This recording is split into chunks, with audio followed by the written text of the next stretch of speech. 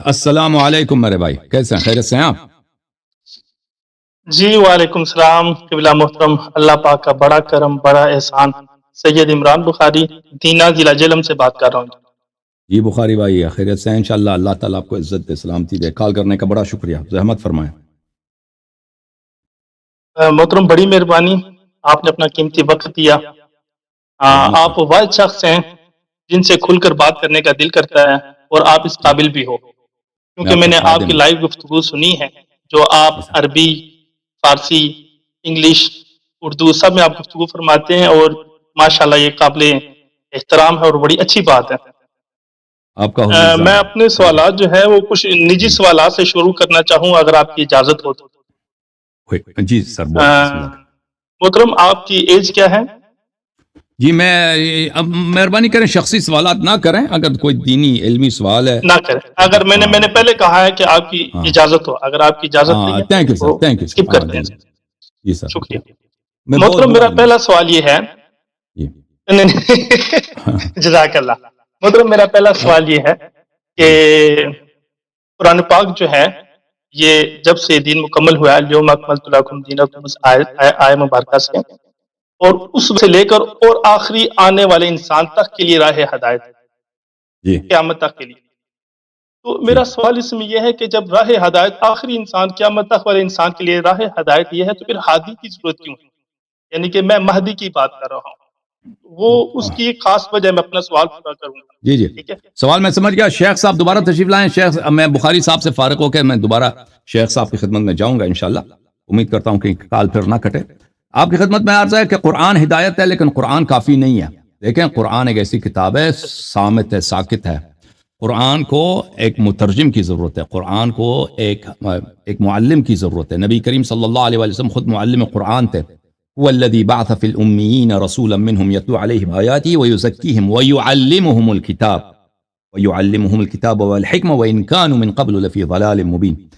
مسلمانوں میں سے کسی کا عقیدہ یہ نہیں ہے کہ صرف قرآن کافی ہے، کیونکہ سب کو معلوم ہے کہ اب قرآن تو ہمارے پاس درمیان موجود ہے، مسلمانوں کے درمیان اتنے قرآن کے حافظ ہیں ماشاءاللہ۔ قرآن کے ایسے قاری ہیں جو مختلف انداز میں ایسے تلاوت کرتے ہیں قرآنی آیات کی کہ انسان واقعا تعجب کرتا ہے کہ ماشاءاللہ کتنا پیارا اور کتنا ان لوگوں نے محنت کیا، جو قرات کرتے ہیں ترتیل کے ساتھ یا دوسرے جو انداز قرات ہیں۔ مفسرین نے بڑے بڑے تفاصیل لکھے ہیں، لیکن مسلمان دنیا میں دیکھیں، ہمیشہ مسلمان جو ہے، مسلمانوں میں اختلاف رہے ہیں، مسلمان جو بدعات کا شکار رہے ہیں، مسلمان جہالت کے شکار رہے ہیں۔ اس طرح نہیں ہے کہ مسلمان اپنے دین میں کیونکہ قرآن ہے تو ان کے پاس سب کچھ ان کو پتہ ہے، سب باتیں مسلمانوں کو پتہ ہے، اور ان کے پاس کوئی دینی مسائل میں کوئی پیچیدگی ان کے پاس نہیں ہے، کوئی مجہول ان کے پاس نہیں ہے، کوئی غموض دینی مسائل میں ان کے پاس نہیں ہے، اور یہ ہر مسئلے پہ ان کا پورا اتفاق ہے۔ بالکل ایسا نہیں ہے۔ مسلمانوں میں قرآن ہونے کے باوجود مسلمان بہت ساری باتوں اپنے دین، اب سائنس وغیرہ کو تو چھوڑیں، اپنے دین کے مسائل میں بہت ساری باتوں میں اب اختلاف کرتے ہیں۔ بہت ساری دینی باتیں جو مسلمانوں کو نہیں معلوم، علماء کو بھی کہتے ہیں اس مسئلے میں ہمارے پاس کوئی حدیث روایت کچھ بھی نہیں، اللہ جانتا ہے اس کو، ہم نہیں جانتے۔ اور اس کے علاوہ قرآن ہونے کے باوجود ہمیشہ تاریخ اسلام میں دیکھیں کہ مسلمانوں کے درمیان ظلم، کہ غریب کا حق کالو، یتیم کا حق کالو، ایک قبیلہ دوسرے قبیلے کو قتل کرو، یا ایک شہر والے آتے ہیں دوسرے شہر والوں کو۔ مثلا اب مسلمانوں نے آپس میں جتنے قتل کیے ہیں ایک دوسروں کے، شاید کفار نے اتنے نہیں کیے ہیں ہمیشہ تاریخ میں۔ یہ جب دہلی کو فتح کیا، بار بار مسلمانوں نے خود دہلی کو فتح کیا تھا۔ دہلی تو مسلمانوں کا دارالخلافت تھا، سلطنت مغلیہ کا، لیکن یہ مسلمان آتے تھے بار بار وہاں پہ قتل عام شروع کر دیتے تھے، اور مختلف جگہوں پر ترکوں نے کیا ہے۔ بہرحال یہ تو پوری دنیا جانتی ہے کہ مسلمانوں کے درمیان یہ تو صرف جو ہمارے پاس اسلام ہے، ٹھیک ہے، نام میں ہم مسلمان ہیں، لیکن عمل میں ہم کفار سے بہتر نہیں ہے۔ اس طرح نہیں ہے کہ مسلمان جو ہے ظلم نہیں کرتے، اللہ سے ڈرتے ہیں قرآن کی وجہ سے۔ مسلمان بہت ظلم بھی کرتے ہیں، قتل بھی کرتے ہیں، چوری بھی کرتے ہیں قرآن ہونے کے باوجود۔ اس لیے لذا ایک ایسے امام کی ضرورت ہے جو اس قرآن کے سارا نچوڑ کو وہ جانتا ہے، اس قرآن کا بواطن اس کے پاس ہے، اس قرآن کے اسرار اس کے پاس ہے، رسول اللہ صلی اللہ علیہ وآلہ وسلم کے علوم کا وہ وارث ہے کہ دین کے ہر مسئلے میں وہ بخوبی جانتا ہے، 100%، 100%، 1000% جانتا ہے کہ اس مسئلے میں اللہ کی رضا، اللہ کا حکم کیا ہے، اور وہ جو بھی کہے گا وہ ہدایت ہوگا۔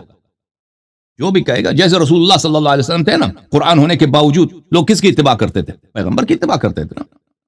اور اس طرح نہیں ہے کہ قرآن موجود ہے, پیغمبر کو پیغمبر کی کیا ضرورت ہے؟ وہ مزید تھوڑا سا نا تو ایسا ابھی مجھے 30 سیکنڈ دے دیں, 30 سیکنڈ میں ختم کرتا ہوں. تو ایسا شخص کہ اس کے پاس سارے قرآن کا علم ہو اور اللہ کی جانب سے پوری شریعت اس کے سینے میں ہو, اور عمل میں وہ شجاع ہو, عمل میں وہ کسی سے نہ ڈرتا ہو, اور عمل میں وہ معصوم ہو, کسی پہ ظلم نہ کرے, کہ ہمیں اس کی اگر مسلمان اس کی اتباع کریں, اس کی بات مانیں, اس کی طاعت کریں, تو وہ ہر مظلوم کا حق ظالم سے نکال کر, ظالم سے لے کر واپس مظلوم کو پلٹائے گا. تو اس طرح اگر ہو تو دنیا جنت ہے, دنیا جنت ہے. پھر اسلام کا ثمر, اسلام کا میٹھا پھل ہم دیکھیں گے. وَإِلَّا اسلام وہی ہے جو ابھی ہمارے پاس ہے, ٹھیک ہے نا. اسلام ہے لیکن ہمارے پاس جہل بھی ہے, ضلالت بھی ہے, بدعت بھی ہے, ظلم بھی ہے, قتل بھی ہے, غارت بھی ہے, اور سب سے بدنام قوم دنیا میں مسلمان ہے. جی سر بولیں. جزاک اللہ, بخوب آپ نے فرمایا. میں اسپیسیفک ہادی سے مراد مہدی کی بات کرنا چاہ رہا ہوں, اور مہدی سے بھی مراد میں یہ بات کرنا چاہ رہا ہوں کہ جیسے کہ ہم مہدی وہ 1979 میں جو مکہ میں ہوا, انہوں نے کہا کہ میں مہدی ہوں, یا مصر میں کچھ مہدی ہوئے, یا ہمارے ہند میں جو غلام احمد قادیانی اس نے کہا میں مہدی ہوں, یا آج کل یوٹیوب پر 3 4 10 15 یہاں پر بھی بیٹھے ہوئے مہدی. ایک کیا کہتے ہیں اپنا وہ جو انڈیا کے ذاکر نائک صاحب ہیں, ان سے بھی لائیو ایک بندے نے کال پر اس نے کہا کہ میں مہدی ہوں. تو میں اس حوالے سے کہنا چاہ رہا, تو ان ہادیوں یہ کیا ثابت کرنا چاہ رہے ہیں, یا کیا ان ہادیوں کی ضرورت ہے جب قرآن پاک جو ہدایت کی کتاب ہے آخری آنے والے انسان تک کے لیے, امام آخری سے مانگ کر, تو اس پر تو ہمارا ایمان ہے, اس کی بات نہیں کر رہے ہوں.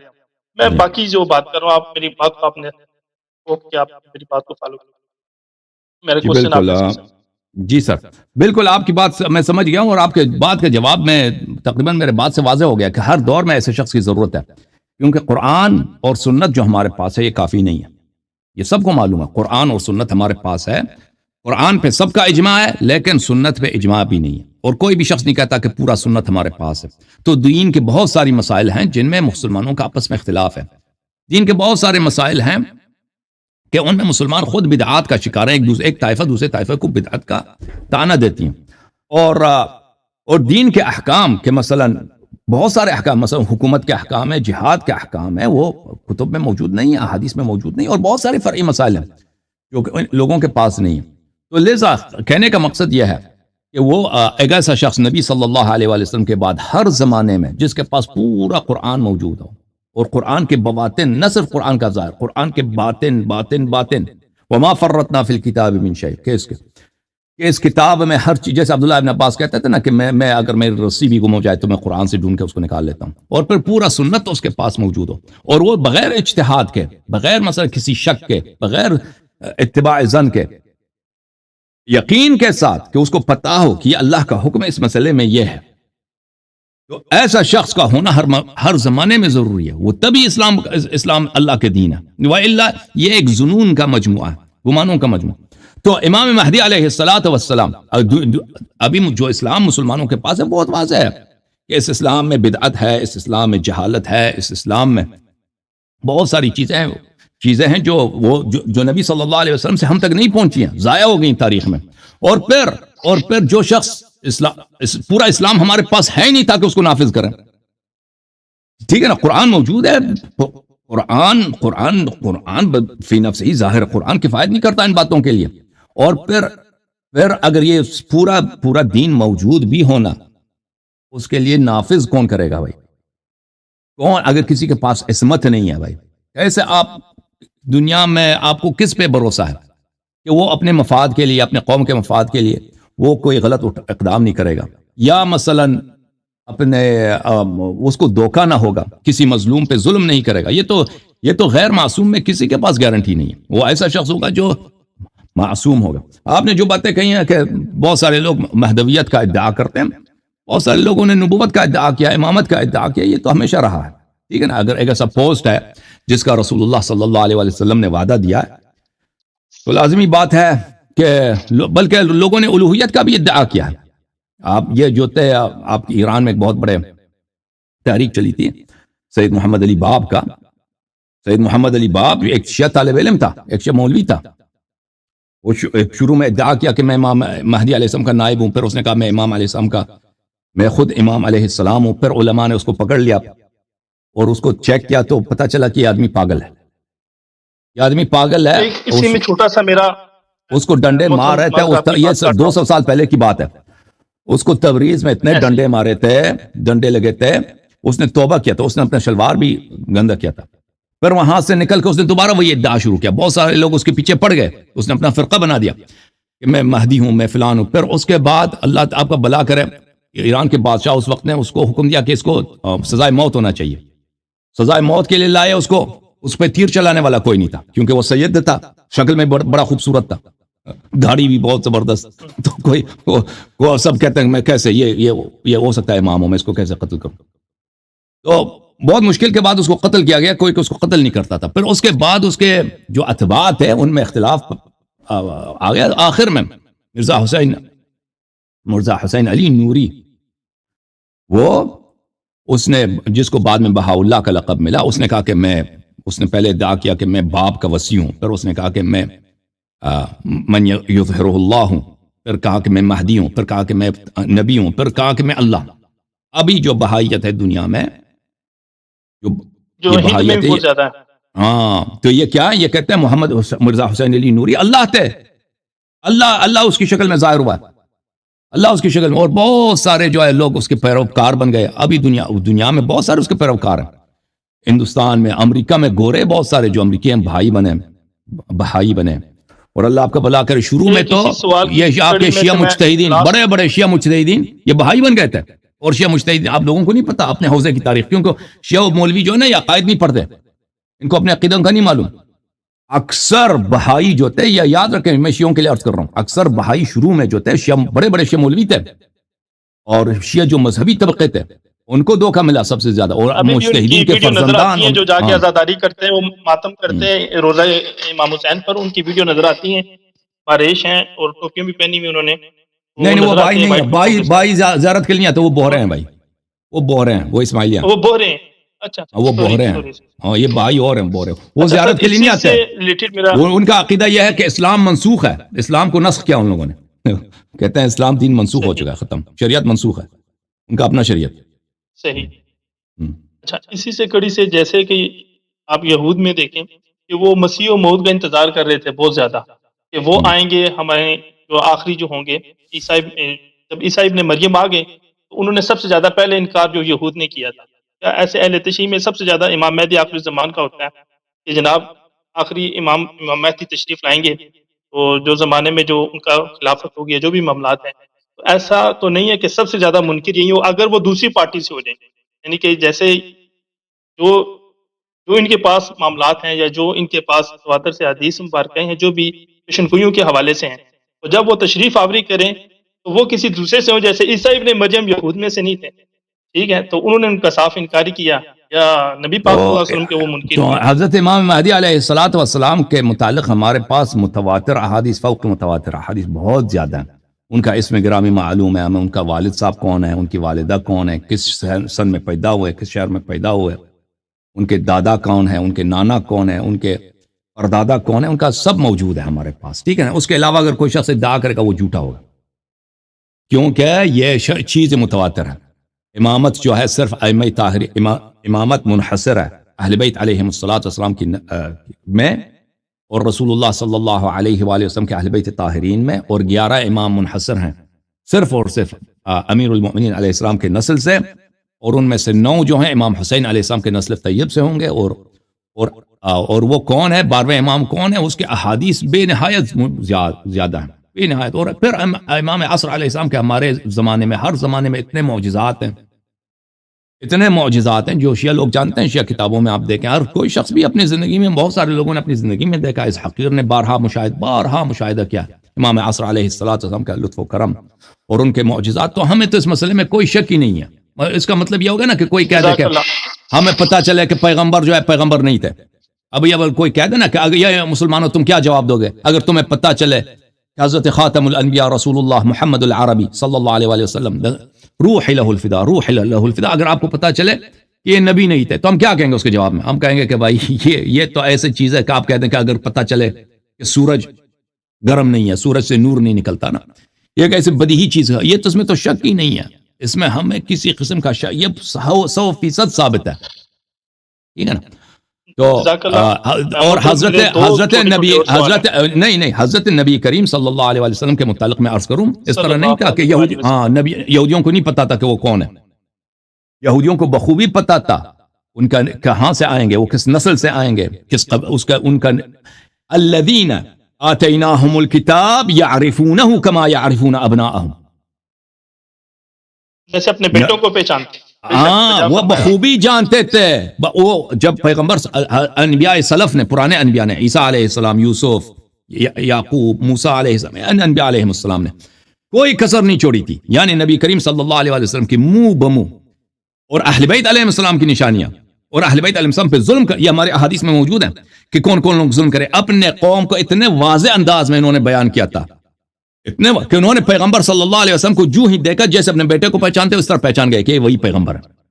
تو یہ بخوبی جانتے تھے پیغمبر کہاں آئیں گے، کس نسل سے آئیں گے، ان کی نسب شریف۔ آپ اپنے بیٹے کے نسب کو نہیں جانتے، اپنے بیٹے کے نسب کو جانتے ہیں، میرا بیٹا ہے اور میں اپنے باپ کا بیٹا، میرے نسب کو جانتے ہیں۔ وہ بھی اسی طرح نبی کریم صلی اللہ علیہ وسلم کی نسب شریف کو جانتے تھے، لیکن انہوں نے کس لیے انکار کیا ہے؟ حب دنیا میں انکار کیا کہ بھئی اگر ہم ان کی شریعت کو مانیں گے، اپنی شریعت منسوخ کرا دیں گے، تو یہ انہوں نے کہا کہ ہم اپنے آبا کی دین کو کیسے چھوڑ دیں، اور اپنی جو ریاست بنی ہے، لوگ ہمارے لیے تحفے لاتے ہیں، ہدیے لاتے ہیں۔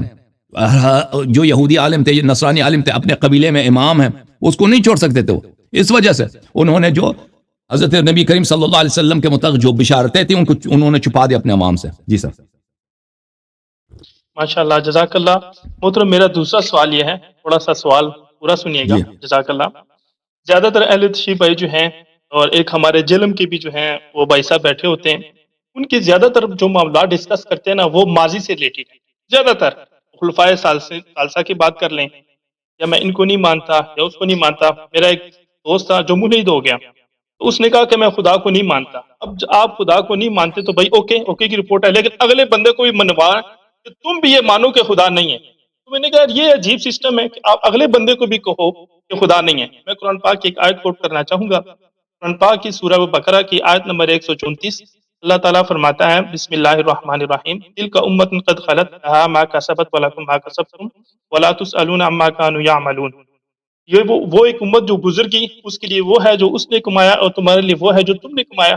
اس کے بارے تم سے نہیں پوچھا جائے گا وہ کیا کرتے تھے، تم سے سوال نہیں کیا جائے گا۔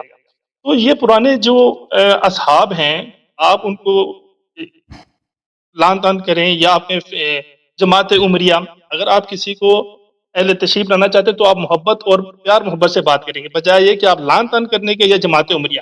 وہ تو وہی گفتگو کریں گے جو انہوں نے کتابوں سے سنی ہے، جو کچھ انہوں نے کتابوں سے سنا، کتابیں چلی آ رہی ہیں، تو مہربانی ہو یہ تاتاریوں کی کہ جنہوں نے آ کر یہ شام میں یا دمشق میں وہ ساری کتابیں زیادہ تر انہوں نے چلائی، ورنہ دماغ کی پیٹی زیادہ ہونی تھی کہ جب بھی ہم بات کو سننا شروع کرتے ہیں تو ہمیں سننے کو پچھلے ماضی کے وہی معاملات جو وہاں سے شروع ہو رہے ہیں۔ حالانکہ قرآن پاک تو کہتا ہے بھئی یہ وہ کتاب ہے، اس میں شک کی کوئی گنجائش نہیں ہے، یہ ہدایت ہے متقی لوگوں کے لیے۔ That's it۔ اب یہ پرانی باتیں سب ڈسکشن کرنے سے حاصل کیا ہے؟ بس یہ سوال۔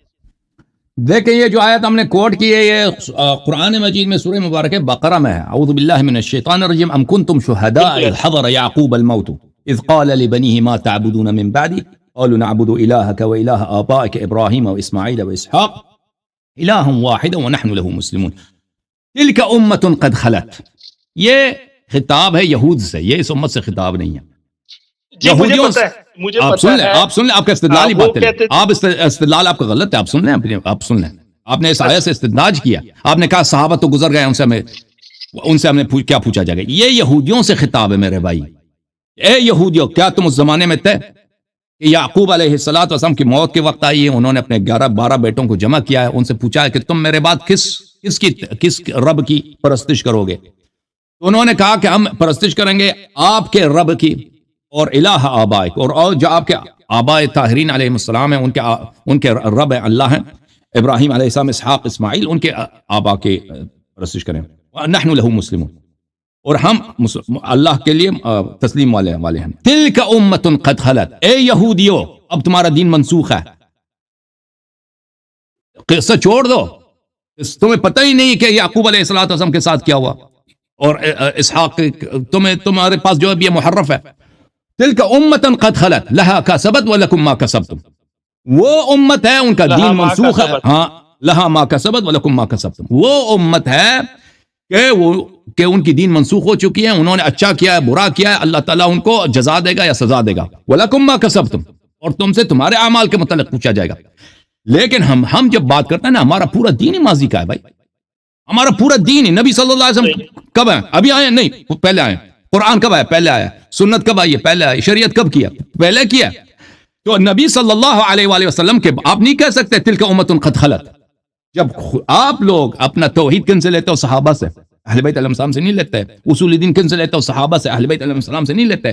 نماز, روزہ, فروع دین, سنت, اخلاق, مکارم کن سے لیتے ہو؟ صحابہ سے لیتے ہو. اہل بیت علیہ السلام کی اتباع نہیں کرتے. پھر کہتے ہو اللہ سب لے لیا نا, وہ قرآن پاک کی شکل میں وہ سب لے لیا. نہیں لیا. قرآن پاک جو ہے وہ حجت ہے سب پر. قرآن کے علاوہ بھی بہت کچھ ہے نا بھائی. مکمل ہو گیا. کوئی فرقہ نہیں ہے کہ ہم سے نحن حسبنا کتاب اللہ, یہ کوئی اس کا کہنے والا نہیں ہے. سب لوگ جانتے ہیں قرآن کے علاوہ بہت ساری, قرآن دین کا ایک مصدر ہے, پورا مصدر نہیں ہے بھائی. قرآن کے علاوہ سنت بھی ہے. قرآن کی تفسیر کن سے لیں گے؟ صحابہ سے لیں گے. سنت کن سے لیں گے؟ صحابہ سے لیں گے. توحید وغیرہ اصول دین فروع دین صحابہ سے لیں گے. اور پھر کہیں گے تلک امت قد خلت. نہ, اس طرح نہیں ہے بھائی. جن کی سے تم دین لیتے ہو, تمہارا امام ہے, تمہارا پیشوا ہے, صبح شام حضرت رضی اللہ کہتے ہو اس کو. جب اس کی تاریخ کی بات آتی ہے کہ انہوں نے یہ کیا یہ کام ان کے ناجائز تھے. ٹھیک ہے, بسم اللہ الرحمن الرحیم. بڑی معذرت کے ساتھ یہاں پہ کچھ ٹیکنیکل ایشو آئے تھے, اس کی وجہ سے کیا ہوا تھا کہ کال جو ہے ہمارا لائن فریز ہو گیا تھا.